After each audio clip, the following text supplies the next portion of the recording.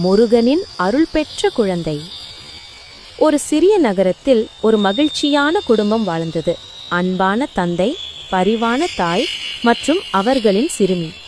அந்த சிறுமி சிறிய வயதிலேயே முருகன் மீது ஆழ்ந்த பக்தி கொண்டவள்.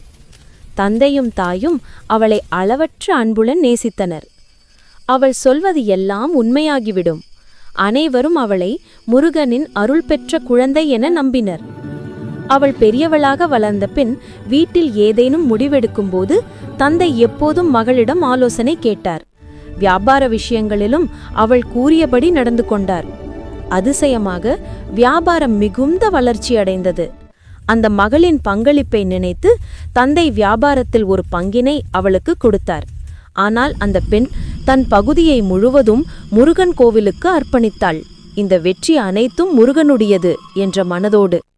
பிறகு அவள் நல்ல மனமுடைய ஒருவரை மணந்து முருகனின் அருளில் மகிழ்ச்சியாக வாழ்ந்தாள்.